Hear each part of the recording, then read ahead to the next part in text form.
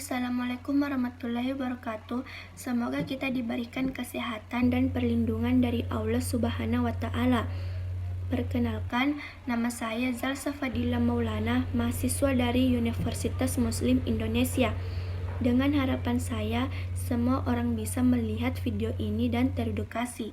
Saya akan melakukan penyuluhan tentang gizi balita buruk. Terlebih dahulu, saya akan menjelaskan apa itu gizi dan kekurangan gizi. Gizi adalah suatu zat yang sangat penting bagi tubuh untuk melakukan pertumbuhan dan perkembangan, sedangkan kekurangan gizi adalah keadaan kekurangan tingkat berat akibat kurang mengkonsumsi makanan yang bergizi atau menderita sakit waktu yang sangat lama. Saya akan menyebutkan penyebab kekurangan gizi. Yang pertama yaitu balita tidak mendapatkan ASI eksklusif atau mendapatkan makanan tambahan sebelum usia 6 bulan. Yang kedua, balita tidak mendapatkan makanan pendamping ASI atau MPASI pada usia 6 bulan atau lebih. Yang ketiga, makanan pendamping ASI kurang dan tidak bergizi. Dan yang terakhir, setelah usia 6 bulan, balita jarang disusui.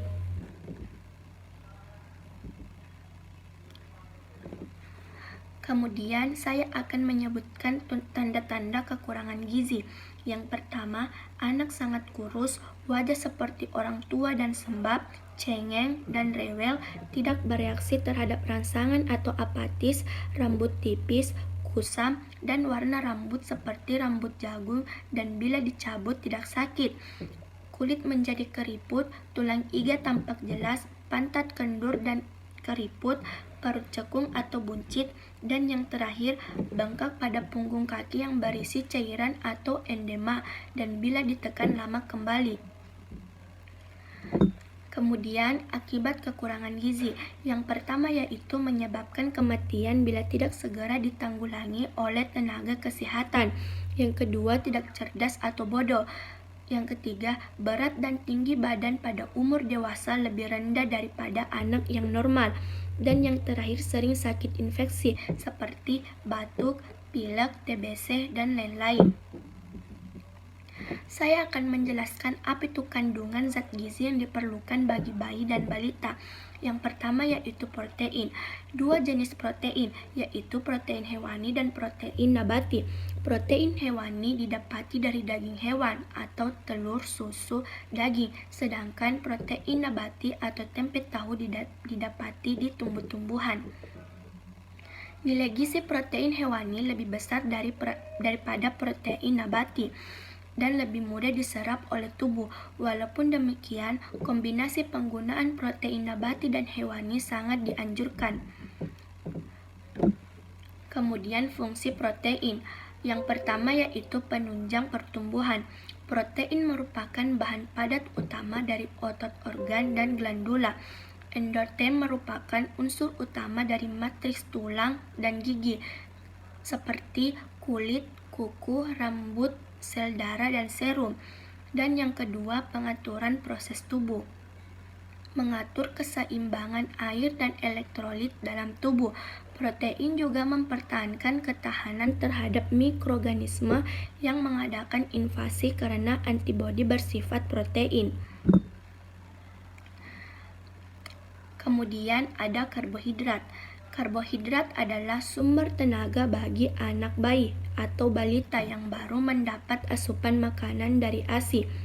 Pada anak yang lebih besar yang sudah mendapat makanan tambahan pendamping ASI, karbohidrat dapat diperoleh dari makanan yang mengandung tepung seperti bubur, susu, sereal, roti, dan nasi. Apabila tidak mendapatkan asupan karbohidrat ini yang memadai untuk menghasilkan energi, tubuh akan memecah protein dan lemak cadangan di dalam tubuh. Fungsi karbohidrat. Hampir semua karbohidrat pada akhirnya digunakan untuk memenuhi kebutuhan energi tubuh kita. Beberapa karbohidrat yang ada digunakan untuk sintetis dari sejumlah senyawa pengatur, yaitu pertama ada energi. Setiap gram karbohidrat yang dioksidasi rata-rata menghasilkan 4 kalori. Sejumlah karbohidrat dalam bentuk glukosa akan digunakan secara langsung untuk memenuhi kebutuhan energi. Jaringan sejumlah kecil akan disimpan sebagai glikogen dalam hepar dan otot, dan beberapa akan disimpan sebagai jaringan adipos untuk dikonversi menjadi energi. Yang kedua yaitu aksi pencadangan protein. Tubuh akan menggunakan karbohidrat sebagai protein utama. Karena itu, jika terdapat defisiensi kalor dalam diet, maka akan digunakan jaringan adipos dan protein. Kemudian ada lemak. Seperti karbohidrat, lemak merupakan senyawa karbon, hidrogen, dan oksigen, tetapi proporsi oksigen lebih rendah. Lemak termasuk senyawa minyak-minyakan dan bahan mirip lemak yang mempunyai rasa minyak dan tidak larut di dalam air, tetapi larut di dalam pelarut organik seperti ether, alkohol, dan benzen. Fungsi lemak. Fungsi utama lemak adalah untuk memberikan energi setiap gram lemak. Jika dioksidasi menghasilkan sekitar 9 kalori. Energi ini secara terus-menerus ada dalam simpanan jaringan subtutan dan dalam kafun abdomen, juga mengelilingi organ dan menyusur sepanjang jaringan adipos. Kemudian ada vitamin. Vitamin adalah sejumlah zat yang terdapat dalam makanan yang berfungsi untuk mempertahankan fungsi tubuh. Vitamin C penting untuk tubuh untuk pembentukan substansi antara sel, meningkatkan daya tahan tubuh, dan meningkatkan absorpsi zat besi dalam usus. Vitamin D juga sangat penting untuk penyerapan dan metabolisme kalsium dan fosfor, pembentukan tulang dan gigi. Saya akan menyebutkan sumber-sumber vitamin, yaitu vitamin A terdapat di tomat, wortel, sayur-sayuran hijau. Kedua, vitamin B terdapat di beras merah. Yang ketiga, vitamin C terdapat di jeruk.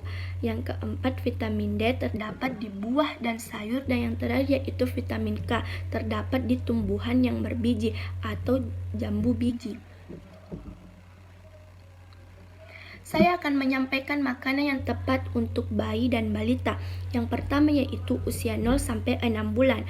Makanan pertama dan terbaik untuk bayi adalah air susu ibu atau ASI. Dan semakin lama seorang bayi mengkonsumsi ASI, maka akan semakin baik. Apabila karena sesuatu dan lain hal Anda tidak dapat memberikan ASI, maka susu rumusan, kedelai atau soy formula adalah pilihan yang baik dan tepat. Jangan memakai susu kedelai komersial. Bayi memiliki kebutuhan spesial dan memerlukan rumusan kedelai yang dikembangkan untuk kebutuhan tersebut. Tetapi, tentu saja ASI tetap merupakan makanan terbaik untuk bayi dan balita. ASI merupakan makanan yang paling lengkap, mengandung zat-zat gizi yang sangat dibutuhkan bayi. Kebutuhan kalori bayi antara 100-200 kalori atau kilogram BB. Sebaiknya berikan ASI sesuai keinginan anak paling sedikit 8 kali sehari, siang maupun malam. Yang kedua yaitu usia 6-9 bulan. Selain ASI, berikan makanan pendamping ASI 2 kali sehari. Makanan pendamping ASI adalah bubur tim lumat ditambahi kuning telur, ayam, ikan, tempe, tahu, daging sapi, dan lain-lain. Sebaiknya berikan juga kacang-kacangan seperti kacang adalah pilihan pertama yang baik. Kemudian usia 9-12 bulan. Selain ASI, berikan bubur nasi ditambahi kuning telur, ayam, ikan, tempe, tahu, daging sapi, dan lain-lain. Makanan ini diberikan 3 kali sehari dan bubur susu tidak diberikan lagi. Kemudian yang terakhir yaitu usia 12 bulan sampai 24 bulan. Berikan ASI sesuai keinginan anak. Berikan nasi lembek yang ditambahi telur, ayam, ikan, tempe, tahu, daging sapi, dan lain-lain. Makanan ini sebaiknya diberikan 3 kali dalam sehari. saya akan menyampaikan anjuran buat orang tua. Yang pertama, berikan ASI selama 2 tahun. Yang kedua, berikan ASI eksklusif selama 6 bulan. Yang ketiga, berikan makanan tambahan sesuai umur bayi dan balita Anda. Yang keempat, berikan makanan dengan gizi yang seimbang. Dan yang terakhir, timbang berat badan anak Anda secara teratur.